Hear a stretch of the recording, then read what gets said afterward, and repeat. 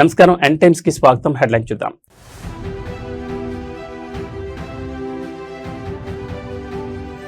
జాతీయ జెండాను ఆవిష్కరించిన ముఖ్యమంత్రి యనమల రేవంత్ రెడ్డి. ఒకే వేదికపై మారుమోగిన వందే మాతరం తెలంగాణ రాష్ట్ర అధికారిక గీతం.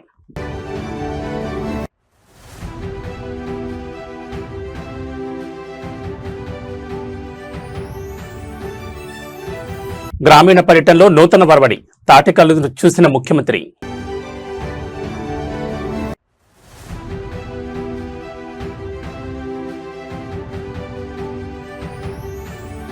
జాతీయ పతాకాన్ని ఆవిష్కరించి అమరవీరులకు ఘనంగా నివాళులర్పించిన మాజీ మంత్రి కేటీఆర్.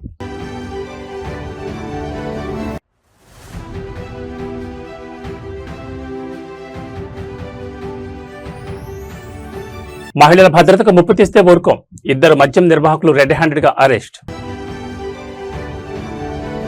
పరేడ్ గ్రౌండ్ సాక్షిగా తెలంగాణ ఆత్మగౌరవ మువ్వన్నెల జెండా గాల్లోకి ఎగిరింది. సికింద్రాబాద్ పరేడ్ గ్రౌండ్స్ లో తెలంగాణ రాష్ట్ర ఆవిర్భావ దినోత్సవ వేడుకలు అత్యంత వైభవంగా కన్నుల పండుగ జరిగాయి. ముఖ్యమంత్రి యనమల రేవంత్ రెడ్డి ముఖ్య అతిథిగా విచ్చేసి జాతీయ పతాకాన్ని ఆవిష్కరించారు. ఆ తర్వాత ప్రజాప్రతినిధులు, ఉన్నతాధికారులతో కలిసి వందే మాతరం గీతంతో పాటు తెలంగాణ రాష్ట్ర గీతాన్ని ఆలపించారు. తెలంగాణ రాష్ట్రం ఏర్పడి విజయవంతంగా మరో మైలురాయిని దాటిన శుభ సందర్భంగా ప్రభుత్వం ఈ వేడుకలను అత్యంత ప్రతిష్టాత్మకంగా నిర్వహించింది. పరేడ్ గ్రౌండ్స్ లో సీఎం రేవంత్ రెడ్డి జాతీయ జెండాను ఎగురవేసిన అనంతరం సభలో ఒక్కసారిగా దేశభక్తి భావనలు వెలువెత్తాయి. అక్కడ హాజరైన మంత్రులు, ప్రజాప్రతినిధులు, ఉన్నత స్థాయి ఐఏఎస్, ఐపీఎస్ అధికారులు అందరూ ఏకతాటిపై నిలిచి వందే మాతరం గీతాన్ని మరియు తెలంగాణ రాష్ట్ర గీతాన్ని ఆలపించి అమరవీరులకు నివాళులర్పించారు. అనంతరం వివిధ ఆర్మడ్ పోలీస్ బెటాలియన్లు, అకాడమీలకు చెందిన పోలీస్ దళాలు ముఖ్యమంత్రికి గౌరవవందనం సమర్పించాయి. పోలీస్ దళాల సలామీ అనంతరం ఈ వేడుకలో అత్యంత ప్రత్యేక ఆకర్షణగా నిలిచింది. పరేడ్ పరిశీలన ఘట్టం parade commanding officer Manisha Nehra నిటారుగా పట్టిన కత్తితో పూర్తి సైనిక లయబద్ధమైన శైలిలో ముఖ్యమంత్రి రేవంత్ రెడ్డికి సాంప్రదాయ స్వాగతం పలికారు. అనంతరం సీఎం ఉన్న ప్రత్యేక వాహనాన్ని ముందుకు నడిపించుకుంటూ పరేడ్ లైన్ వైపు తీసుకెళ్లారు. క్రమశిక్షణకు, అంకిత భావానికి ప్రతీకగా నిలిచిన మహిళా ఆఫీసర్ మనీషా నెహ్రా నాయకత్వంలో సాగిన ఈ పరేడ్ రాష్ట్ర సార్వభౌమత్వాన్ని మరియు రక్షణ దళాల శౌర్యాన్ని ప్రతిబింబిస్తూ వీక్షకులను ఎంతగానో ఆకట్టుకుంది.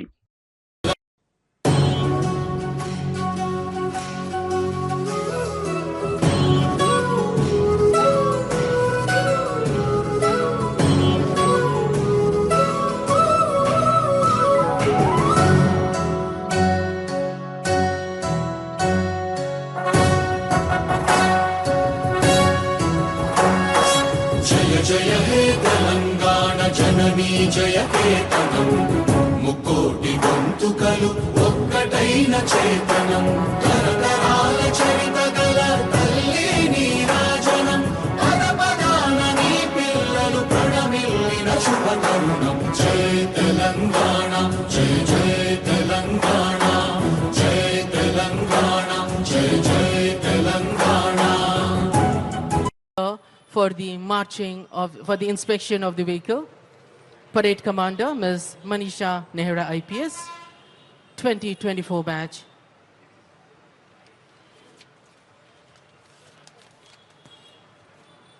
పరేడ్ కమాండర్ మనీషా నెహ్రా యువ ఐపీఎస్ అధికారిని గౌరవనీయులైన ముఖ్యమంత్రి గారి అనుమతి తీసుకుంటున్నారు. There we can see the inspection escorting Chief Minister sir is DGP sir and Parade Commander. There we can see they have boarded the inspection vehicle. గౌరవనీయులైన ముఖ్యమంత్రి గారి స్వీయ సంకల్పంతో ఇప్పుడు తెలంగాణ రాష్ట్రం అంతటా ప్రజా States signed MOUs worth 1,78,950 crores. PSP Dichpalli, Commandant Shri P. Satyanarayana, Contingent in charge, KP Satyanarayana AC, Contingent Commander D. Maruti, standby.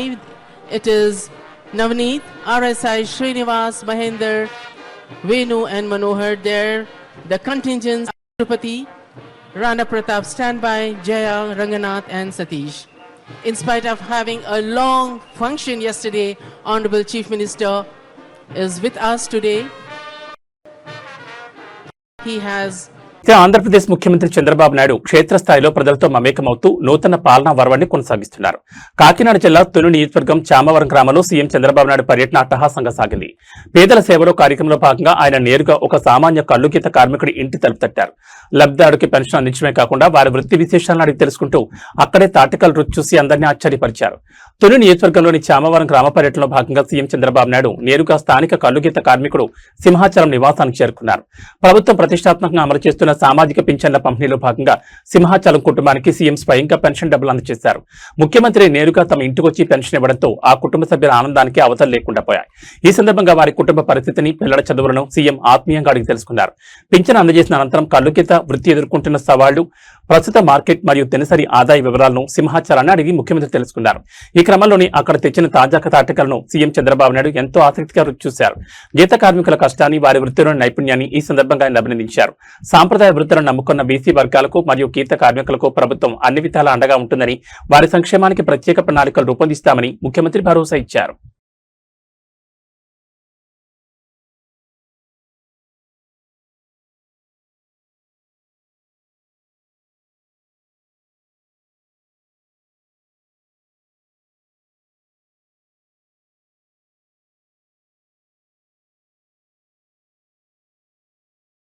Andhra Pradesh IT పారిశ్రామిక రంగాల పురోగతిపై మరియు డేటా సెంటర్ల స్థాపనపై గత కొన్ని రోజులుగా వస్తున్న అపోహలకు, విమర్శలకు ఐటీ మంత్రి నారా లోకేష్ తన మార్క్ శైలిలో సునిశ్చిత సమాధానమిచ్చారు. డేటా సెంటర్లకు నీళ్లు ఎక్కడి నుంచి వస్తాయి? కరెంట్ సరిపోతుందా? స్థానికులకు లాభం ఏంటి? ఆర్టిఫిషియల్ ఇంటెలిజెన్స్ ఉద్యోగాలు తినేస్తోందా అనే ప్రతి ప్రశ్నకు ఆయన కేవలం మాటలతో కాకుండా పక్కా గణాంకాలతో, వాస్తవాలతో సమాధానమిచ్చి విమర్శల దుమారానికి తెరదించారు. డేటా సెంటర్ల వల్ల భారీగా నీటి కొరత వస్తుందనే ప్రచారాన్ని లోకేష్ డేటాతో కొట్టుపారేశారు. ఏపీలో ప్రతిపాదించిన 6.5 గిగావాట్ల సామర్థ్యం గల డేటా సెంటర్లకు అవసరమయ్యేది కేవలం 1 టీఎంసీ నీరు మాత్రమే అని ఆయన స్పష్టం చేశారు.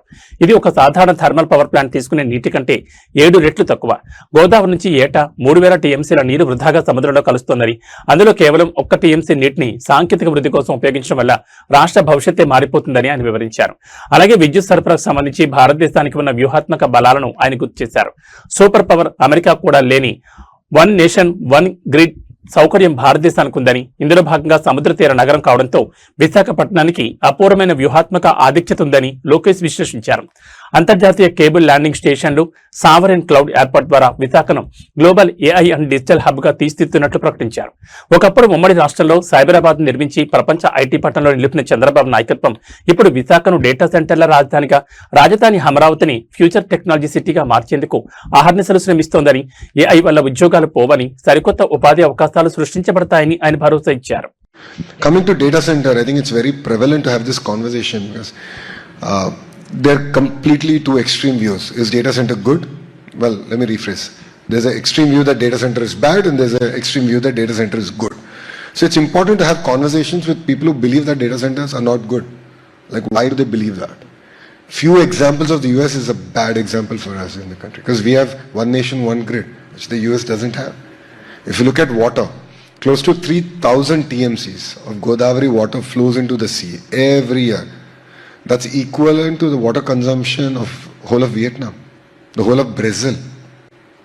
The 6.5 gigawatts that we intend to build out in data center requires 1 TMC. So in comparison, a 1 gigawatt thermal plant consumes 7 times more water than 1 gigawatt data center. So all of us are talking about the data center, but no one's talking about the thermal plant. Like, just to put things in context, right? So it's important to have these conversations. It's important. Telangana రాష్ట్ర ఆవిర్భావ దినోత్సవ సంబరాలు రాష్ట్ర వ్యాప్తంగా అంబరాన్ని నడుస్తున్నాయి. స్వరాష్ట్ర స్వప్నాన్ని తన సిద్ధాంతాలతో ప్రతి ఒక్కరి గుండెల్లో రగిల్చిన మహనీయుడు తెలంగాణ సిద్ధాంతకర్త ప్రొఫెసర్ కొత్తపల్లి జయశంకర్ సార్ను సిద్దిపేటలో నేడు ఘనంగా స్మరించుకుంది. సిద్దిపేట ప్రభుత్వ డిగ్రీ కళాశాల ప్రాంగణంలో ఉన్న ప్రొఫెసర్ జయశంకర్ విగ్రహానికి స్థానిక ప్రజాప్రతినిధులు, విద్యావేత్తలు, విద్యార్థులు పెద్ద ఎత్తున తరలివచ్చి పూలమాలలు వేసి ఘనంగా నివాళులర్పించారు. జయశంకర్ సార్ అమర్ రహే అంటూ కళాశాల ఆవరణ మొత్తం నినాదాలతో హోరెత్తింది. తెలంగాణ దశాబ్దాల పోరాటంలో జయశంకర్ పోషించిన పాత్ర అజరామరం. మరీ ముఖ్యంగా విద్యావేత్తలకు, యువతకు ఉద్యమ పాఠాలు నేర్పిన సిద్దిపేట ప్రభుత్వ డిగ్రీ కళాశాల వేదికగా ఇవాళ ఆయనకు అపూర్వ గౌరవం లభించింది. ఆవిర్భావ వేడుకల సందర్భంగా కళాశాల ముఖ్యద్వారం వద్ద ఉన్న జయశంకర్ సార్ విగ్రహాన్ని రంగురంగుల పూలతో సర్వాంగ సుందరంగా అలంకరించారు. అనంతరం జరిగిన నివాళుల కార్యక్రమంలో వక్తలు మాట్లాడుతూ జయశంకర్ కేవలం సిద్ధాంతకర్త మాత్రమే కాదని తెలంగాణ సంస్కృతికి, ఆత్మ గౌరవానికి నిలువెత్తు ప్రతీక అని కొనియాడారు. ఆయన కలలుగన్న విద్యావంతమైన, సుసంపన్నమైన తెలంగాణ నిర్మాణంలో ప్రతి ఒక్కరూ భాగస్వాములు కావాలని పిలుపునిచ్చారు. ఈ నివాళుల కార్యక్రమంలో డిగ్రీ కళాశాల విద్యార్థులు, అధ్యాపక బృందం పెద్ద సంఖ్యలో పాల్గొన్నారు. జయశంకర్ సార్ విగ్రహం సాక్షిగా విద్యార్థులు తెలంగాణ ప్రగతికి పునరంకితమవుతామంటూ ప్రతిజ్ఞ చేశారు.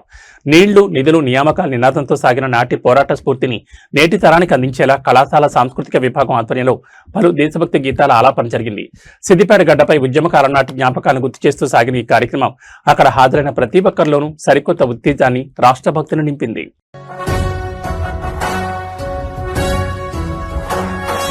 జయ జయ హే తెలంగాణ జననీ జననీ జయ కేతనం ముక్కోటి గొంతుకలు ఒక్కటైన చేతనం తరతరాల చరిత గల తల్లి నీరాజనం. తెలంగాణ రాష్ట్ర ఆవిర్భావ దినోత్సవ వేడుకలు రాష్ట్ర వ్యాప్తంగా అంబరాన్ని అంటున్నాయి. ఈ చారిత్రక సందర్భాన్ని పురస్కరించుకుని హైదరాబాద్ బంజారాహిల్స్ లోని బీఆర్ఎస్ పార్టీ ప్రధాన కార్యాలయం తెలంగాణ భవన్లో వేడుకలను అత్యంత ఘనంగా నిర్వహించారు. BRS party working president Kalvakuntla Taraka Rama Rao ఈ ఉత్సవాల్లో పాల్గొని మువ్వన్నెల జాతీయ పతాకాన్ని ఆవిష్కరించారు. స్వరాష్ట్ర సాధన కోసం సాగిన మలిదశ ఉద్యమంలో ప్రాణాలర్పించిన అమరవీరుల త్యాగాలను స్మరిస్తూ వారికి ఘనంగా నివాళులర్పించారు. తెలంగాణ రాష్ట్ర ఆవిర్భావ దినోత్సవాన్ని పురస్కరించుకుని తెలంగాణ భవన్ గులాబీ శ్రేణులతో కిక్కిరిసిపోయింది. పార్టీ ముఖ్య నాయకులు, మాజీ మంత్రులు, శాసనసభ్యులతో కలిసి విచ్చేసిన కేటీఆర్ జాతీయ జెండాను ఎగురవేసి వందన సమర్పణ చేశారు. అనంతరం తెలంగాణ భవన్ ప్రాంగణంలో ఉన్న అమరవీరుల విగ్రహాల వద్దకు చేరుకుని పూలమాలలు వేసి శ్రద్ధాంజలి ఘటించారు. 6 దశాబ్దాల పాటు సాగిన ఆకాంక్షను, వందలాది మంది అమరుల త్యాగాల పునాదులను స్మరిస్తూ కేసీఆర్ నాయకత్వంలో సాధించుకున్న తెలంగాణను ప్రగతి పదంలో ముందుకు తీసుకువెళ్లడమే అసలైన నివాళి అని ఈ సందర్భంగా పార్టీ శ్రేణులు స్పష్టం చేశాయి. తెలంగాణ భవన్తో పాటు రాష్ట్ర వ్యాప్తంగా ఉన్న అన్ని జిల్లా, నియోజకవర్గ కేంద్రాల్లోని పార్టీ కార్యాలయాల్లో బీఆర్ఎస్ శ్రేణులు జెండా ఆవిష్కరణ చేసి స్వీట్లు పంపిణీ చేశారు. స్వరాష్ట్ర ప్రగతి ప్రయాణంలో ప్రతి ఒక్కరూ భాగస్వాములు కావాలని ఆకాంక్షిస్తూ తెలంగాణ ప్రజలందరికీ కేటీఆర్ రాష్ట్ర ఆవిర్భావ దినోత్సవ శుభాకాంక్షలు తెలిపారు.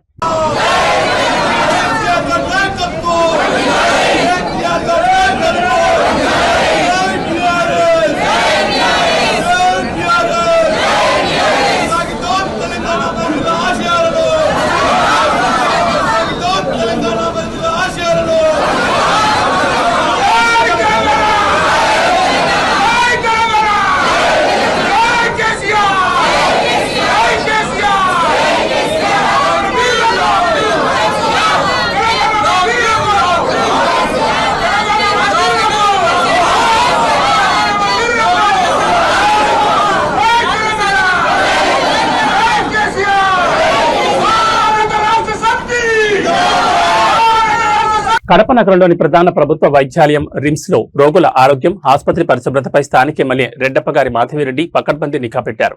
రిమ్స్ ఆసుపత్రి ప్రాంగణంలో సకాలంలో వ్యర్థాలను తరలించకుండా నిర్లక్ష్యం వహిస్తున్నారనే అంశంపై ఆమె ఇవాళ మున్సిపల్ కార్పొరేషన్ అధికారులతో కలిసి ఆకస్మిక తనిఖీలు నిర్వహించారు. ఆసుపత్రి పరిసరాల్లో చెత్త, ప్రమాదకరమైన మెడికల్ వ్యర్థాలు పేరుకుపోవడంపై అక్కడికక్కడే అధికారులపై తీవ్ర ఆగ్రహం వ్యక్తం చేశారు. కడప రిమ్స్ ఆసుపత్రిలో పారిశుధ్య లోపాలు, బయో మెడికల్ వ్యర్థాల నిర్లక్ష్యపు నిర్వహణపై వచ్చిన ఫిర్యాదులపై ఎమ్మెల్యే మాధవిరెడ్డి తక్షణమే స్పందించారు.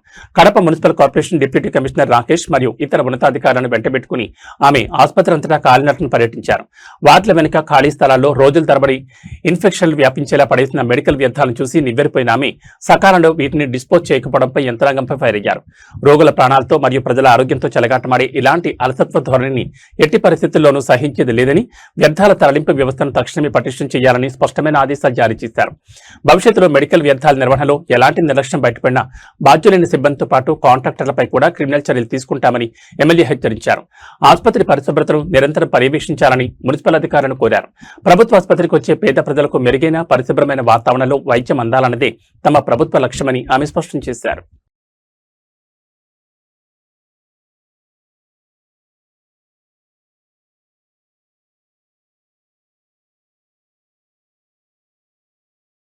రాయలసీమ ముఖ చిత్రాన్ని మార్చే సరికొత్త ఆశల జలాలు పరవళ్లతొక్కుతున్నాయి. శ్రీ సత్యసాయి జిల్లా వ్యాప్తంగా మరియు కర్ణాటకలోని తమకూరు ఎగువ క్యాచ్మెంట్ పరివాహక ప్రాంతాల్లో కురుస్తున్న భారీ వర్షాల కారణంగా పెన్నా నది ఉగ్రరూపం దాల్చింది. ఈ వరద ప్రవాహంతో జిల్లాలోని కీలకమైన పేరూరు డ్యాంకు ఈ సీజన్లోనే మొట్టమొదటి భారీ వరద నీటి ఇన్ఫ్లోస్ వచ్చి చేరుతున్నాయి. ఎండిపోయిన పెన్నా నది గుండా పరవళ్లు తొక్కుతూ వస్తున్న ఆ నీటి దృశ్యాలు చూస్తుంటేనే కన్నుల పండుగ ఎంతో హాయిగా అనిపిస్తోంది. గత 4 ఏళ్లుగా తీవ్ర అనిశ్చితి, వర్షాభావ పరిస్థితుల కారణంగా పేరూరు డ్యాం అడుగంటిపోయింది. అయితే ఈ ఏడాది నైరుతి రుతుపవనాలు ప్రారంభంలోనే అనుకూలించడంతో సరిహద్దు కర్ణాటక ప్రాంతాలతో పాటు సత్యసాయి జిల్లా అంతటా భారీ వర్షాలు కురిశాయి. దీంతో పెన్నా నది ద్వారా వరద నీరు వేగంగా పేరూరు జలాశయానికి పోటెత్తోంది. ఇన్నాళ్లకు ప్రాజెక్టు లోపలికి నీరు వస్తుండటంతో ఈ ప్రాంత పరిధిలోని రైతాంగంలో సరికొత్త ఆశలు చిగురించాయి. ఈ రుతుపవనాల సీజన్ అలాగే కొనసాగితే 4 ఏళ్ల సుదీర్ఘ నిరీక్షణకు తెరదించుతూ ఈసారి పేరూరు డ్యాం తన పూర్తి మట్టానికి చేరుకుంటుందని జలవనరుల శాఖ అధికారులు మరియు స్థానికులు ఎంతో ఆశాభావం వ్యక్తం చేస్తున్నారు. నిరంతరం కరువుతో తలపడి ఈ ప్రాంతానికి పేరూరు డ్యాం జలకళ సంతరించుకోవడం అనేది నిజంగా ఒక అద్భుతమైన శుభ పరిణామం. ఈ నీటి రాకతో చుట్టుపక్కల మండలాల్లో భూగర్భ జలాలు పెరిగి సాగు మరియు తాగునీటి సమస్యలకు శాశ్వత పరిష్కారం లభించనుంది.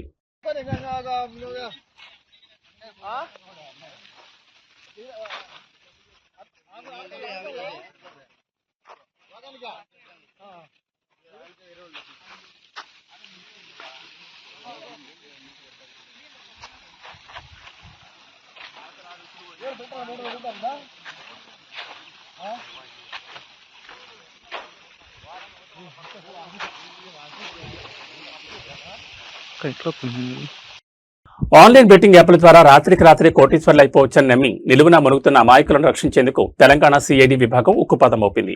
అంతర్జాతీయ స్థాయిలో నెట్వర్క్ నడుపుతున్న డఫాబెట్ ఆన్లైన్ బెట్టింగ్ మాఫియా గుట్టురట్టు చేస్తూ సిఐడి ప్రత్యేక దర్యాప్తు బృందం సంచలన విజయం సాధించింది. దేశవ్యాప్తంగా పలు రాష్ట్రాల్లో ఏకకాలంలో దాడులు నిర్వహించి 11 మంది అంతరాష్ట్ర కేటుగాళ్లను అరెస్ట్ చేయడంతో పాటు హవాలా మార్గంలో సాగిన 46 మ్యూల్ బ్యాంక్ ఖాతాలను ఫ్రీజ్ చేసింది. రోజుకు ఏకంగా 8 నుంచి 10 లక్షల రూపాయల చొప్పున ప్రజల సొమ్మును దోచుకుంటున్న ఈ ముఠా వెనుక ఉన్న ఆపరేషన్ కరీంనగర్ చెందిన ఒక సాఫ్ట్వేర్ ఇంజనీర్ డఫాబెట్ ప్రమోషన్ల వలలో పడి 2024 జనవరి నుంచి 2025 జనవరి మధ్య కాలంలో ఏకంగా 9,95,000 రూపాయలు నష్టపోయాడు. బాధితుడి ఫిర్యాదుతో రంగంలో దిగిన సిఐడి డీజీ చారుసిన్హా నేతృత్వంలోని సిట్ బృందం అత్యాధునిక డిజిటల్ ఫోరెన్సిక్ విశ్లేషణ ద్వారా నిందితుల మనీ ట్రయల్ ను గుర్తించింది. బాధితుల డబ్బులను దేశవ్యాప్తంగా ఏ లేయర్లలో ఉన్న 46 మ్యూల్ బ్యాంకుల ద్వారా ఎలా రూట్ మార్చారో కనిపెట్టారు. నిందితులను పట్టుకునేందుకు డీఎస్పీ స్థాయి అధికార నేతృత్వంలో 6 ప్రత్యేక బృందాలు న్యూఢిల్లీ, గుజరాత్, పంజాబ్ రాష్ట్రాల్లో 2 వారాల పాటు నిఘా ఉంచి గుజరాత్కు చెందిన ప్రధాన సూత్రధారి మనీష్ సింగ్, అభిషేక్ సింగ్లతో పాటు ఒక ఆఫ్ఘన్ జాతీయుడితో కలిపి మొత్తం 11 మందిని కరీంనగర్ కోర్టు ముందు హాజరుపరిచారు. ఈ ముఠా క్రికెట్ మ్యాచ్లు, క్యాసినో గేమ్స్ మరియు ఏవియేటర్ ప్లాట్ఫామ్స్ ద్వారా బెట్టింగ్లను ప్రోత్సహిస్తూ మొదట్లో చిన్న చిన్న లాభాలు ఆశ చూపి ఆ తర్వాత పెద్ద మొత్తంలో డబ్బులు పెట్టించి ముంచేస్తారని సిఐడి నిర్ధారించింది. వీరిపై దేశవ్యాప్తంగా నేషనల్ సైబర్ క్రైమ్ పోర్టల్లో 225 ఫిర్యాదులు, 73 క్రిమినల్ కేసులు నమోదయ్యాయి. ఈ అక్రమ యాప్లను డబ్బుల కోసం ప్రమోట్ చేస్తున్న 25 మంది ప్రముఖ సెలబ్రిటీలు మరియు సోషల్ మీడియా ఇన్ఫ్లుయెన్సర్లను గుర్తించిన సిఐడి వారికి గట్టిగా కౌన్సిలింగ్ ఇచ్చింది. ఇలాంటి దేశద్రోహ ఉచ్చులో యువత పడకుండా చూడాల్సిన బాధ్యత మీపై ఉందంటూ హెచ్చరించడంతో అందులో 21 మంది సెలబ్రిటీలు తప్పు తెలుసుకుని ఆన్లైన్ బెట్టింగ్ వ్యతిరేకంగా ప్రజల్లో అవగాహన కల్పిస్తూ సరికొత్త వీడియోలను విడుదల చేశారు. So the government of Telangana last year constituted a special investigation team to look into online betting apps in the state. And once the special investigation team was formed, the purpose was to look into all online betting cases and the way the people are being cheated in the name of betting in Telangana.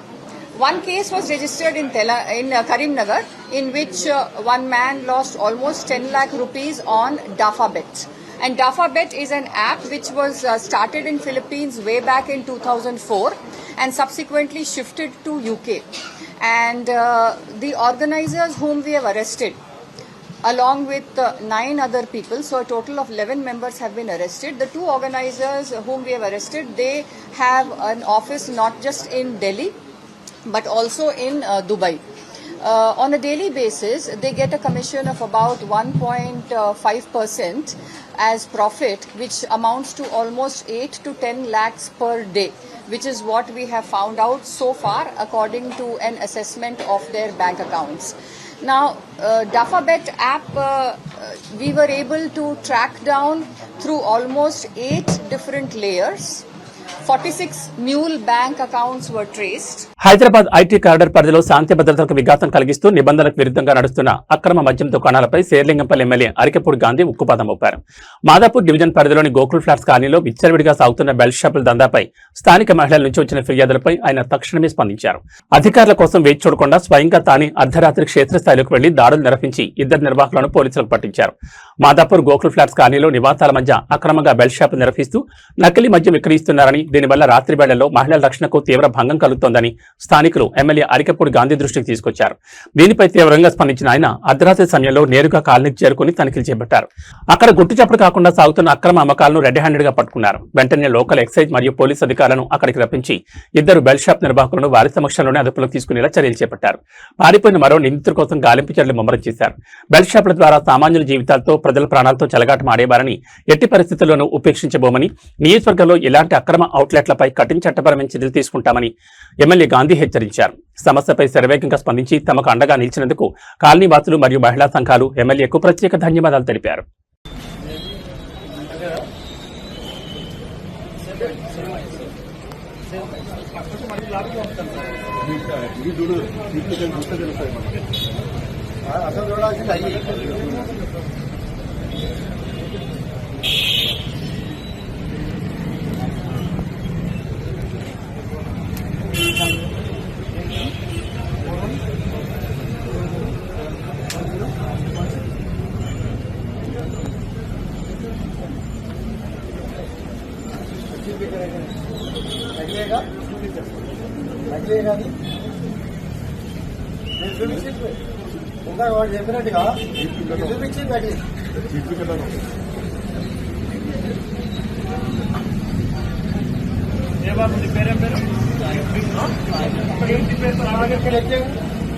Vijayawada Indira Gandhi stadium సాక్షిగా జరిగిన global star Ram Charan ఓరమాస్ చిత్రం Peddi free release event కేవలం high voltage స్పీచ్లతోనే కాదు, stage పైన జరిగిన కొన్ని crazy incidents తో industry వ్యాప్తంగా ట్రెండ్ అవుతోంది.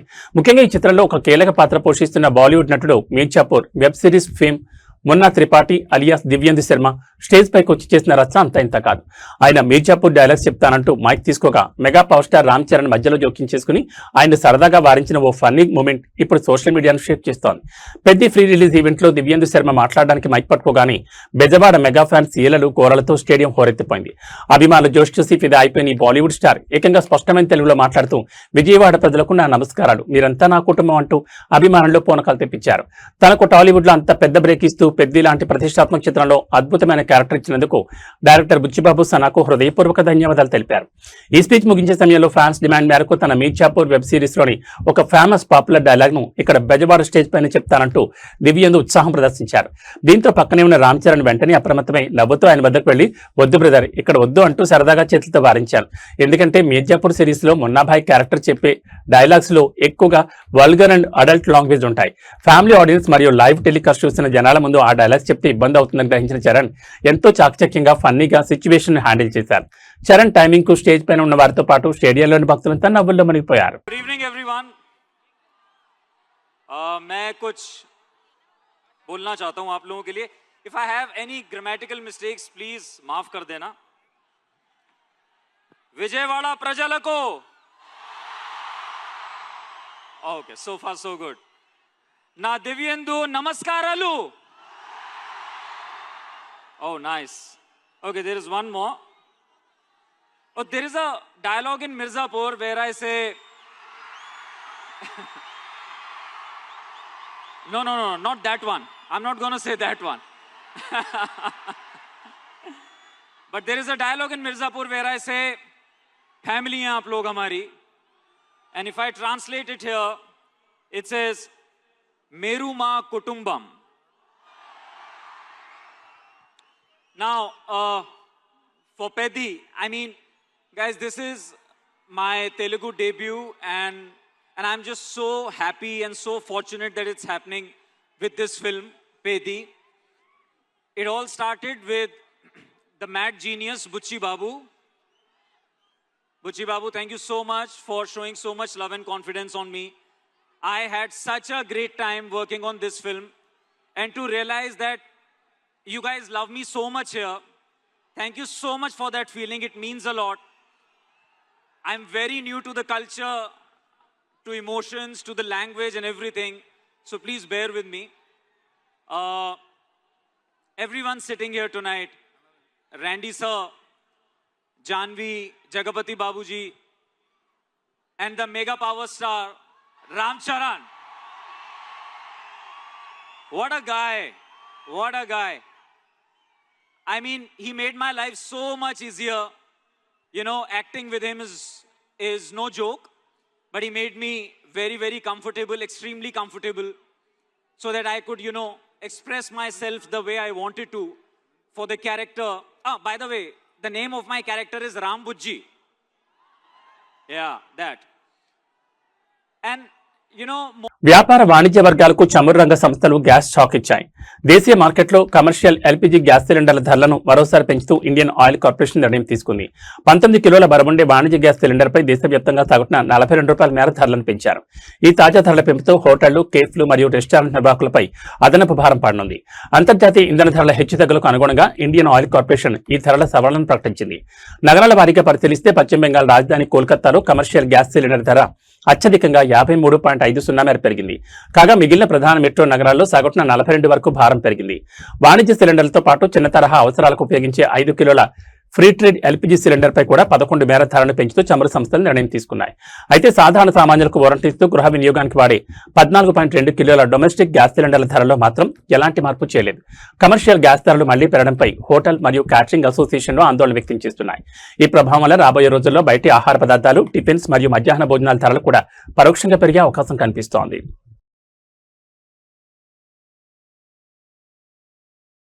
హైదరాబాద్ మార్కెట్లో ఇవాళ బంగారం వెండి ధరలు ఎలాంటి మార్పు లేకుండా స్థిరంగా కొనసాగుతున్నాయి. గత కొన్ని రోజులుగా హెచ్చుతగ్గులకు గురైన పసిడి ధరలు ఇవాళ కొనుగోలుదారులకు కాస్త ఊరటనిస్తూ యథాతథంగా ఉన్నాయి.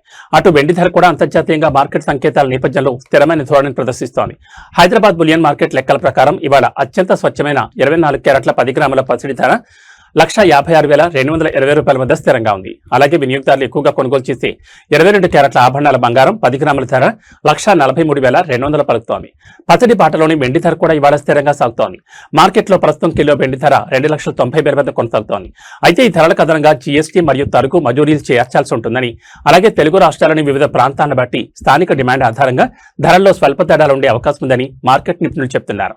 అంతర్జాతీయ మార్కెట్లలో కరెన్సీ విలువలు మరియు చమురు ధరల హెచ్చుతగ్గులపై ఆధారపడి రాబోయే రోజుల్లో పసిడి ధరల్లో మార్పులుండొచ్చని బులియన్ విశ్లేషకులు అంచనా వేస్తున్నారు.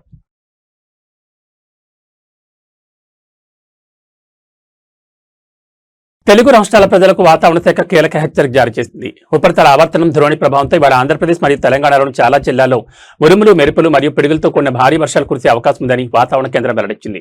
ముఖ్యంగా కొన్ని జిల్లాలకు ముందస్తు జాగ్రత్తగా ఎల్లో అలర్ట్ కూడా జారీ చేశారు. ఏ జిల్లాలో ఈ వర్షాల ప్రభావం తీవ్రంగా ఉండబోతోంది? ఆంధ్రప్రదేశ్లోని కోస్తా, రాయలసీమ పరిధిలోని ఏలూరు, కృష్ణా, ఎన్టీఆర్, గుంటూరు, బాపట్ల, పల్నాడు జిల్లాలో బలమైన ఎదురుగాలతో పాటు పిడుగులు పడే అవకాశం ఉందని వాతావరణ శాఖ పేర్కొంది.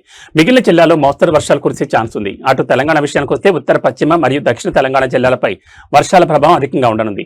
ఆదిలాబాద్, కొమరంభీం, ఆసిఫాబాద్, మంచిర్యాల, నిర్మల్, నిజామాబాద్, మెదక్, కామారెడ్డి, మహబూబ్ నగర్, నాగర్ కర్నూలు, వనపర్తి జిల్లాలో ఉరుములు, మెరుపులతో కూడిన వర్షాలు పడతాయని అంచనా వేస్తున్నారు. పిడుగులు పడే ముప్పు ఉన్నందున పొలాల్లో పనిచేసే రైతులు, కూలీలు, గొర్రెల కాపర్లు చెట్ల కింద నిలబడొద్దని, సురక్షితమైన భవనాల్లో ఆశ్రయం పొందాలని విపత్తు నిర్వహణ సంస్థ సూచించింది. అత్యవసరమైతే తప్ప ప్రజలు ప్రయాణాలు పెట్టుకోవద్దని హెచ్చరించింది.